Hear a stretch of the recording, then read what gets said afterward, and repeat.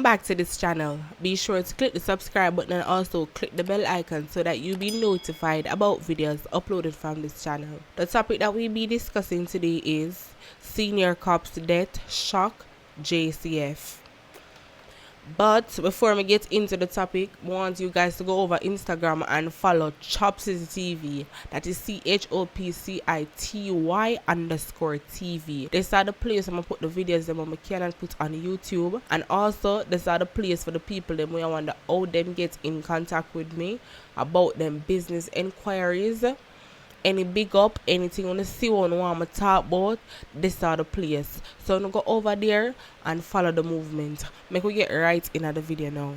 Minutes before Superintendent Leroy Klingis passed away at Kingston Public Hospital, KPH, yesterday, he was in high spirits as he was ready to be discharged. In fact, his wife was ready to collect him and was waiting on his medication while his children prepared for his welcome home party. But this was not to be.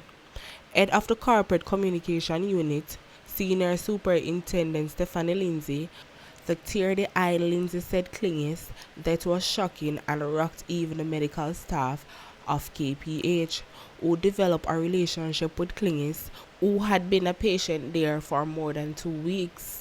We were adjusted earlier by the CMO, Chief Medical Officer of the hospital, and she gave a medical perspective.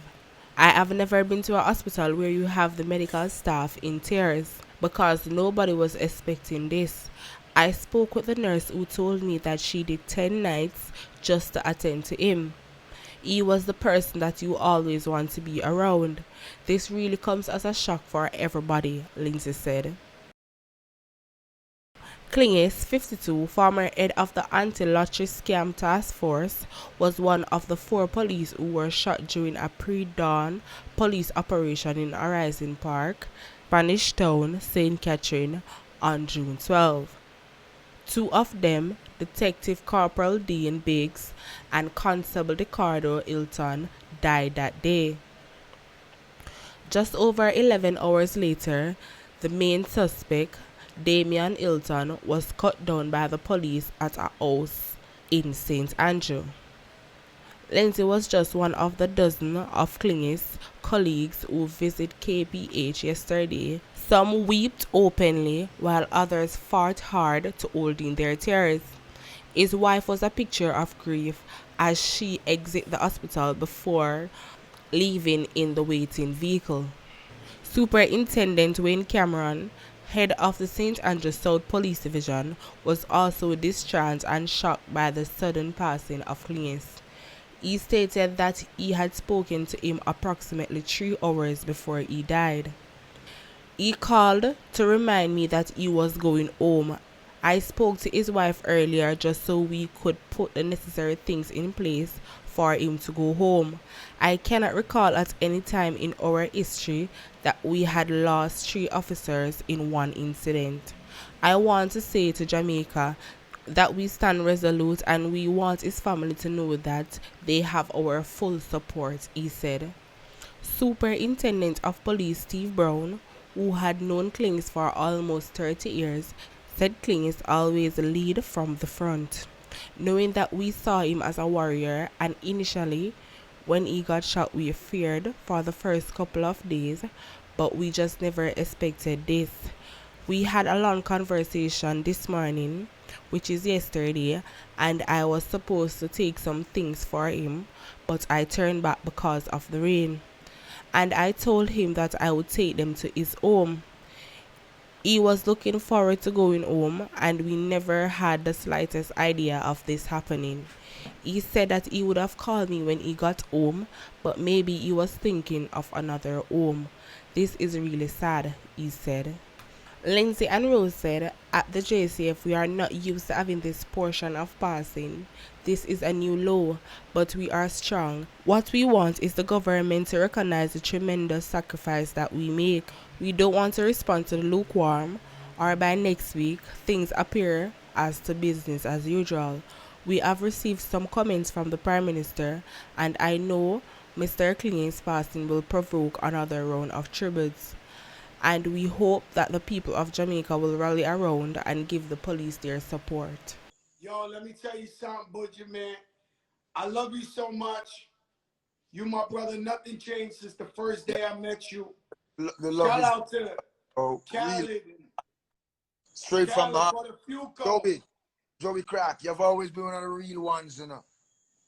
How are my friends, Cool and Dre? They good.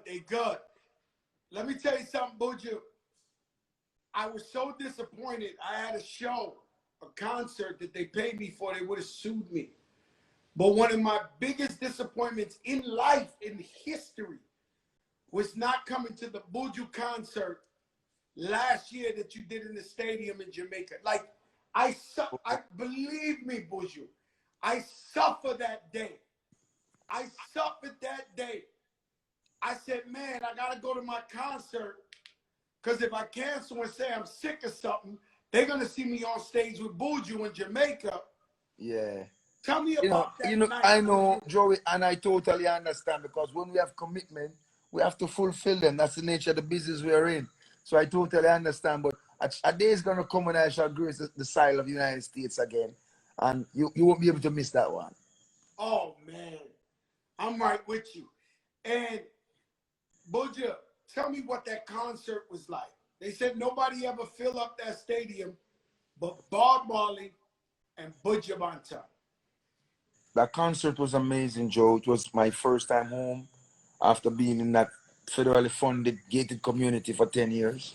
Free from captivity, the love of my people, the love of the masses from the Caribbean, the love of my fans from the America, the love of my fans in Canada, London, Africa, and all over the world where they may have come from.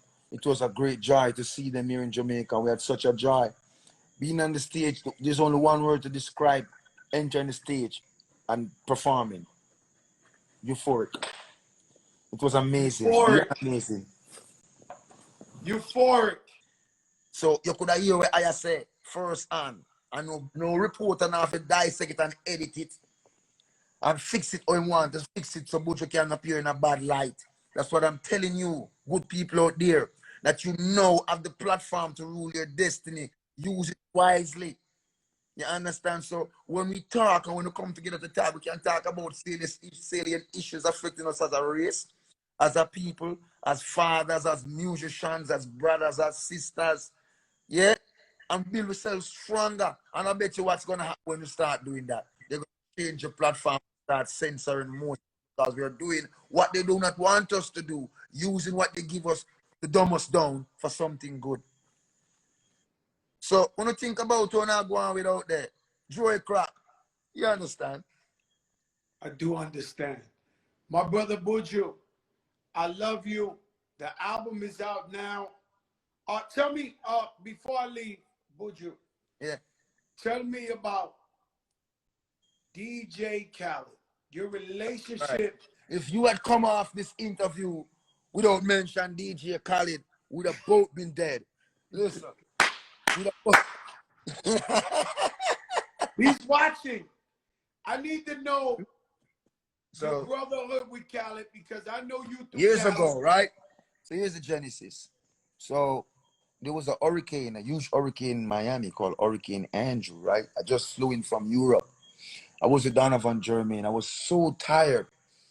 So these guys wanted me to help them back the warehouse up. And I found a corner and threw 2 blankets in the corner and went to put some Vicks right here and on my chest. I went to sleep. Hey, in the morning I woke up, half the warehouse was gone. The only place that was safe was where I lay, in that little corner. As the Lord liveth above me. We went on the road now, trying to clear the debris and thing. Bam, run up into Butterfuco, DJ Khaled, Lady Terra, the whole Mix 96 squad. Mix 96, Lady Terra. In those days, Daddy Saw was alive because he was also one of the founding members, you know? And it's just an instant click. Khaled now, I started making sure that you understand the Jamaican culture in terms of how we do things, you know what I mean? Came to Jamaica, we hang out, make some dub plates. I'll make sure that, you know what I mean, I keep him on point because he'll make sure he give me the baddest hip-hop rhythm You know what I mean? I love hip hop, but I didn't see myself in chancing on the rhythm because my thing was to push reggae dancehall. I think hip hop had enough support. But anyway, I see it also as a way to bring the hip hop audience close to Buju. So then that's what happened. And you know what I mean? He introduced me to you. You forgot. And then he introduced me to Cool and Dre. You know, we used to be everywhere rolling together. Even when that BMW caught fire in the high 95.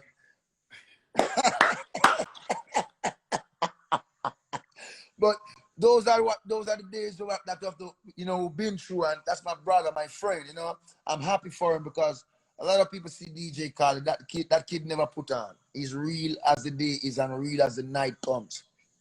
You know what I mean? It's jovial self, that's always him. And he tells you how it is like it is. A person like that, me can get along forever. Because that's the way I am. You know what I mean? Him love music so much that I knew one day he would become a producer. When Khaled used to play the music in Fully Loaded used to look forward for Khaled coming to Jamaica. Because he used to play with the two turntables and scratch different. Him doing thing and his dub different. So Bounty Killer, Buju, Sizzler, everybody will look forward for supporting him, And it's a good thing because now that he's made a mark for himself and a name for himself, he has never turned his back on us.